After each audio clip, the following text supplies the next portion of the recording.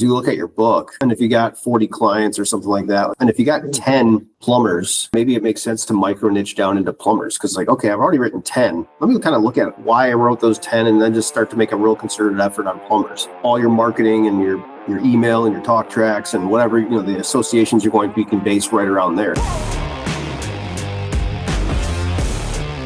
Welcome to the Max Revenue Show. I'm your host, Trey Shields, also known as the mediocre producer, along with the Zen master of commercial insurance, Micah Salas. Micah, how are you today? Great. How are you doing, man? Man, another day, ready to rock and roll. We record on Mondays, and we had, I went to the Zurich Classic on Friday. Those had like 3 days off and 3 days away from the office and also with the kids. And so it's like, I have the utmost confidence you will get it done. All right. So we decided the title of this episode is Why Everything Gets Easier When You Pick a Niche. We wrote down a couple of things here. We have a list of reasons why you should niche. And I just want to qualify with, I think, is this fair to say that we are advocates of niching when you first start? And then as you get more experience, you can, go into different avenues or adjacent industries as opportunities present themselves.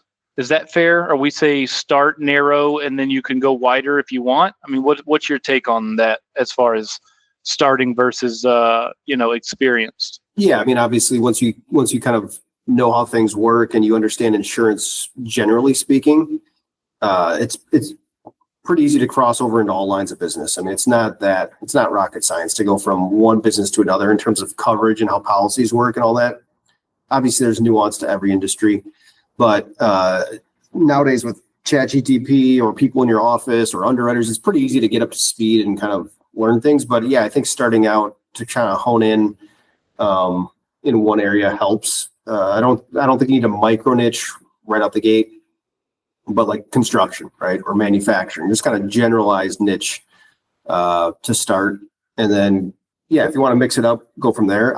But one other quick thing is if when starting out, I wouldn't get so locked into one where you're like, I can't work on this deal. If you have like a friend that works somewhere, someone, don't just immediately eliminate all their opportunities that you come across because they're not quote unquote in your niche.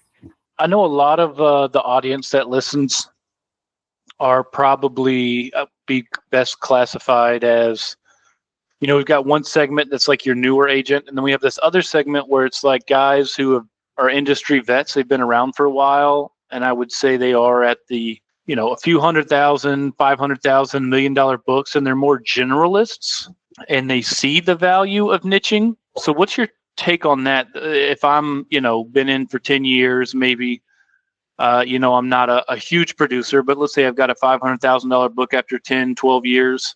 What's your take on niching for them? Is it worth them diving into that or just continuing to go the generalist route? What's your take?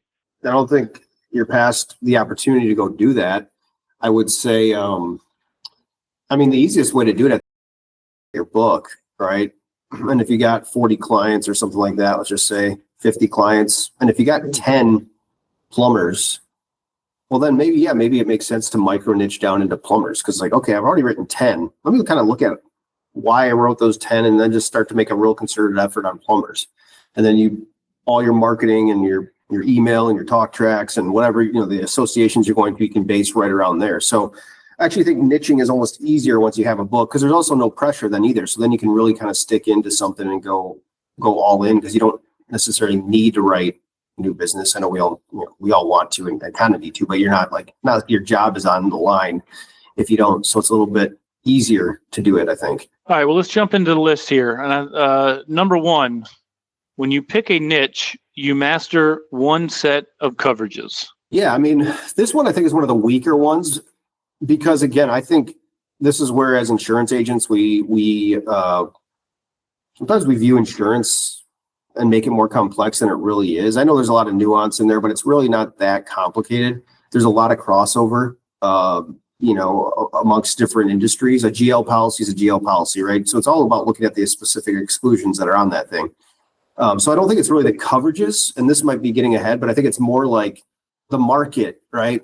like what's going on in the marketplace, what are rates doing, what carriers are in the mix, who's hot, who's not, what underwriters are what underwriters should you be talking to, how do you classify things to rate it properly, those are the kind of things that from a risk management standpoint too, like, hey, what are underwriters asking about, right?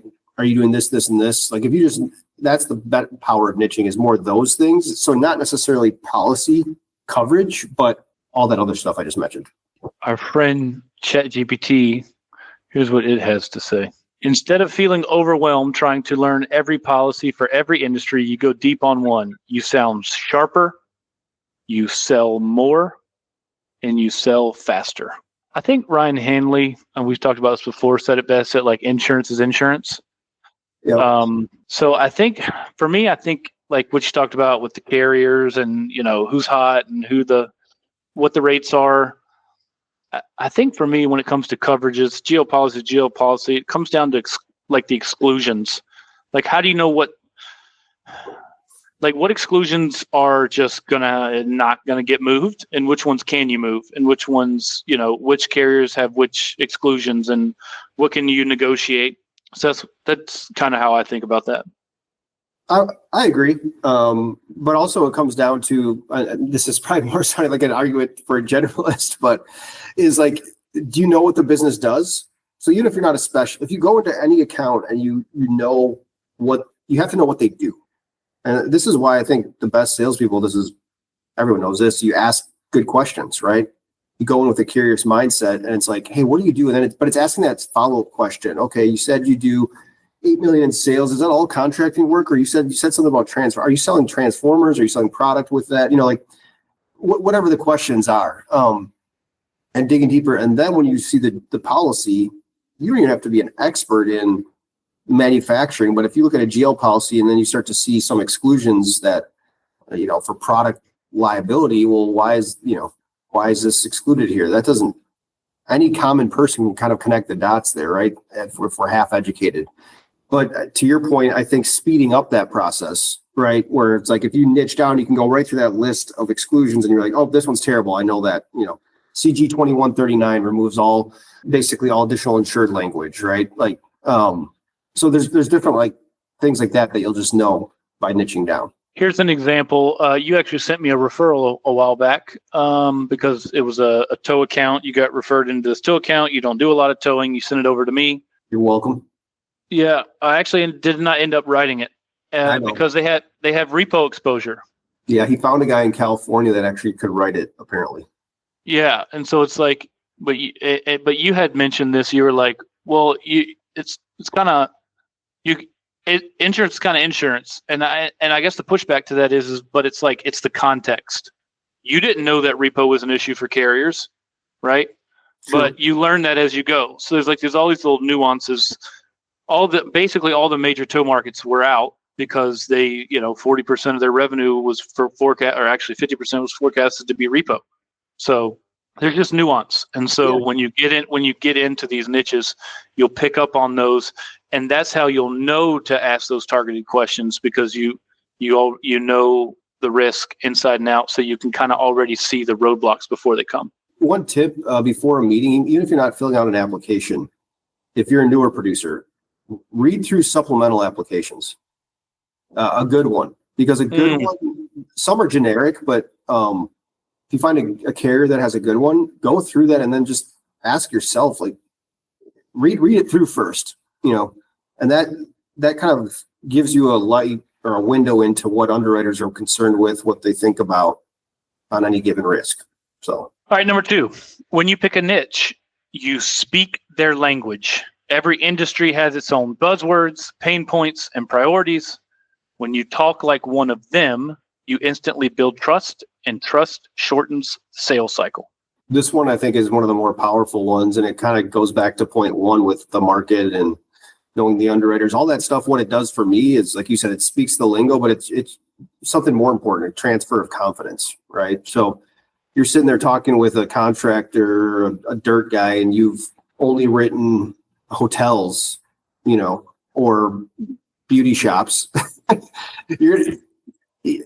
they'll probably pick up on that, right? Because again, if you're having enough meetings with guys who do dirt work, you're going to start to hear the same things over and over again. Like they're not that different. Everyone has really similar problems. Their equipment's getting stolen, hard time hiring people, they're using this type of machinery. And so you're just going to hear that stuff more and more. And then now all of a sudden you just work it into your lingo, right? And it just becomes second nature, and people can tell that. Also, side note, are you sitting at your standing desk? Yes. It's hilarious. I'm laughing as you're talking because you look like you're like 3 foot tall. Yeah, that's funny. Especially when you put your arm up on the desk like that. That's hilarious. It's like eating at a really high table. Yeah, well, you know what? Toria says that I need to sit more because it's really bad for my feet to stand all day. And I kind of agree because I went like a year and probably 2 years without sitting, like at work, 2 years straight. But my feet were sore a lot. I'm like, I don't know if this is normal to stand 8 hours a day, plus in the morning when I'm walking the dog, at night when I'm doing whatever. So it's like, I know they say sitting's the new smoking, but I wonder, can you overstand? I don't know. Valid. We'll have to dive into that one. All right. Number 3, when you pick a niche, your prospecting becomes much more targeted. You're not spraying and praying anymore. You build highly targeted lead lists.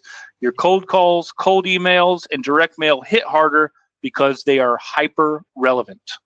And this is more your expertise. You're the marketer, but yeah, I mean, I think the biggest ways that I would apply it is when you email someone, especially email marketing, or just a quick phone call. It's like, yeah, hey, I work with Joe Blow, plumbing down the street. Helped them save 20 grand last year, improve their coverage, and work with 5 other plumbers. Just wanted to reach out to you. I don't know if you've seen your costs go up, but I thought it'd be worth maybe just having a conversation just to get a second opinion. Would you ever be open to talk? So like something like that, I think it hits pretty well when you can kind of go in specifically. Mm-hmm. Same thing over email. You can drop a couple names that are in their neck of the woods.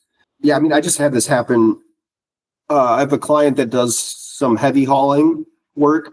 And yeah, so he works. And then I have a client that rents construction equipment, pretty big rental company. And it's interesting to see COIs come in, and even claims history have been with, like, I see my client on different certs, like both clients are involved. It's funny.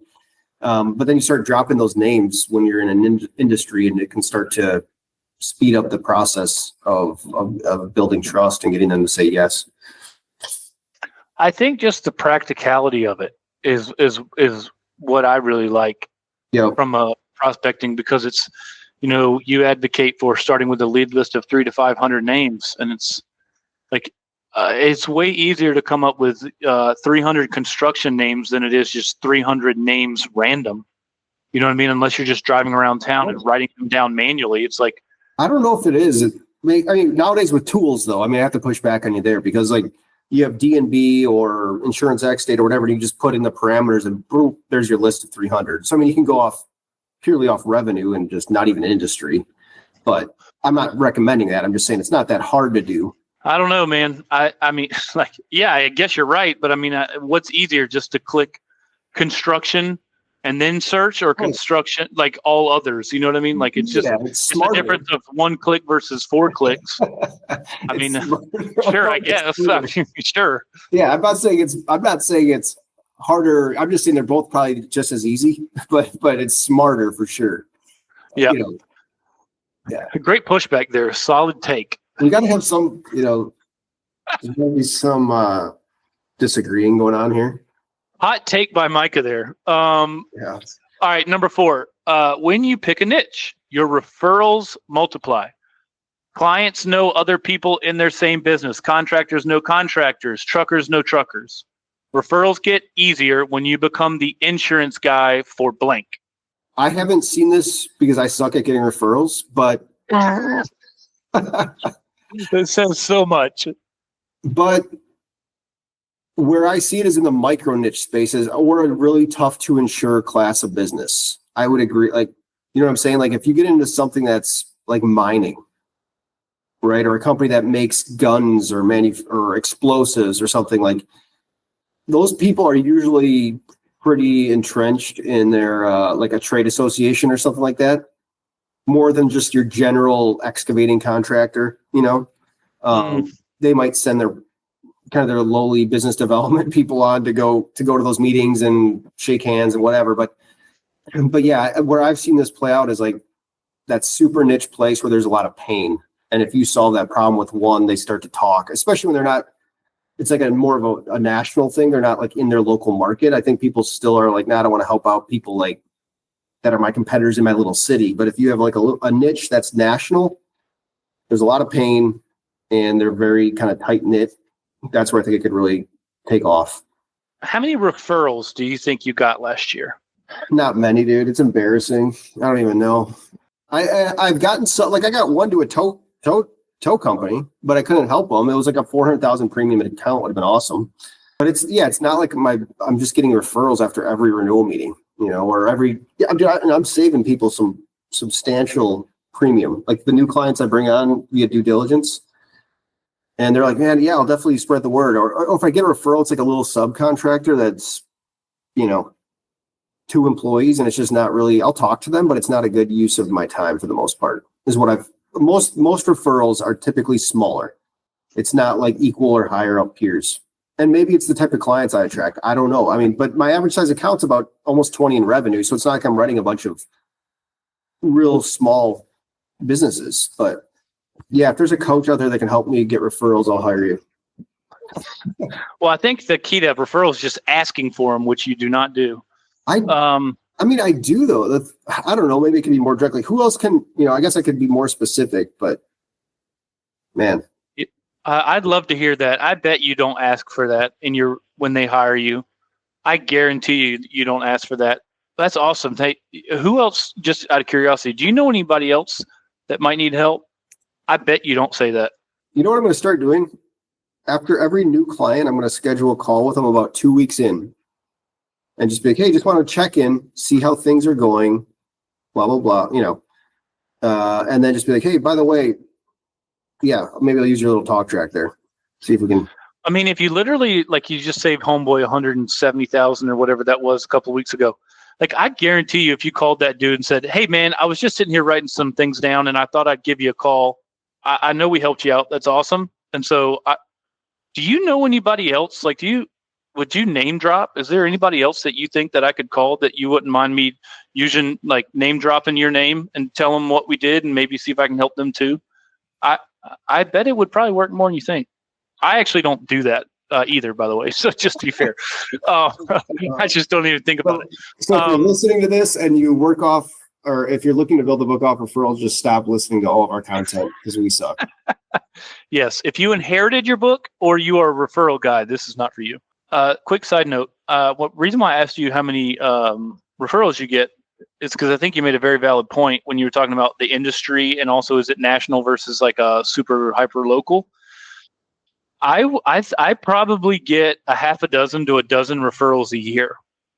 But the interesting thing is the number of them that I actually end up writing is very low because like they are people with super high pain who are also in like a super limited distribution like niches.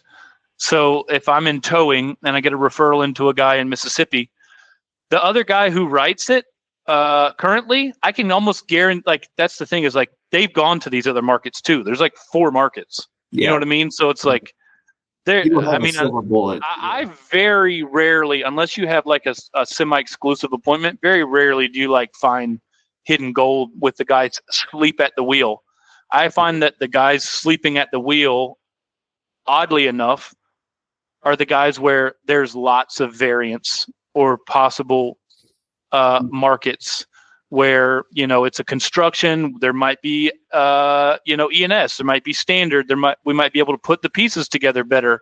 I actually find that the more variations or possibilities of markets is actually where you find people sleeping at the wheel.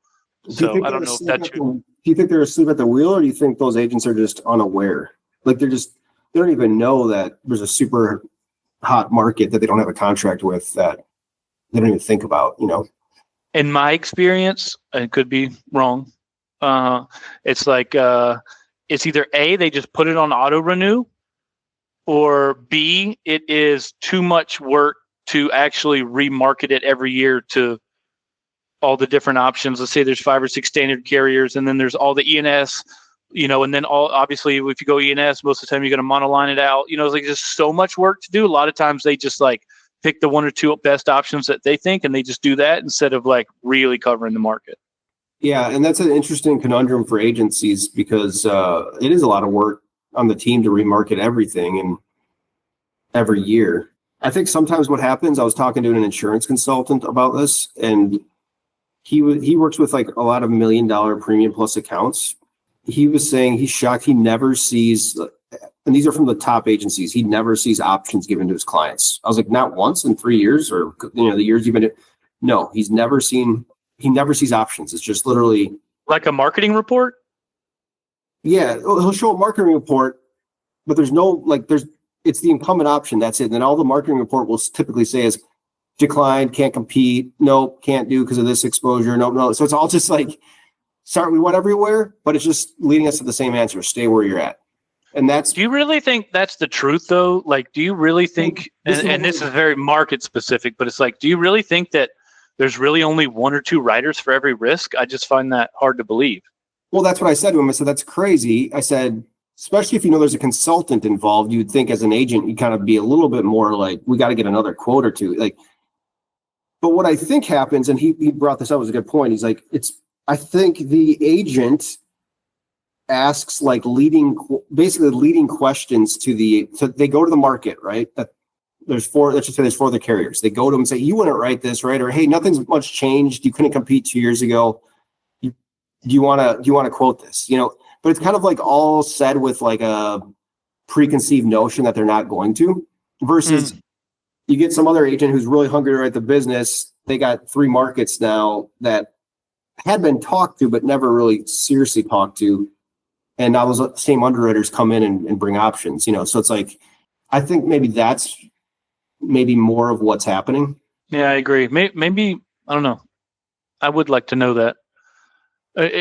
Does seem to be the case though. Like when I take something to market, there's usually like it comes down to one or two. Everybody else is like 50% high, or I just got a declination today because they don't like the crime rate in a given area code that the risk is in. I've never gotten that before. It blows my mind. Is it heavy equipment schedule? I mean, it's a tow truck risk. Okay. I mean, those actuaries use so much data that. I mean, it's a fenced in, lit, gated, locked, like barbed wired. Somebody's there almost 24/7. It seems to me like the crime rate would. And I've been to the area code. I mean, it ain't. I can tell you one thing: it ain't Orleans Parish. You know what I mean? Like it's very rural. I mean, sure, there's some crime rate. No, I wouldn't doubt that, but like shit city I live in is 10x worse, and I know they write risk here. The problem with if they're going to go off a crime rate in a rural area, it's kind of like your EMR, right? One theft can make the whole freaking statistics way out of whack in that rural county. It's like, well, let's look at the actual number of thefts, not just the percentage, because that can be misleading. The last one, and I actually think I did not originally think of this one until our buddy ChatGPT prompted us with this, and I think it's super true.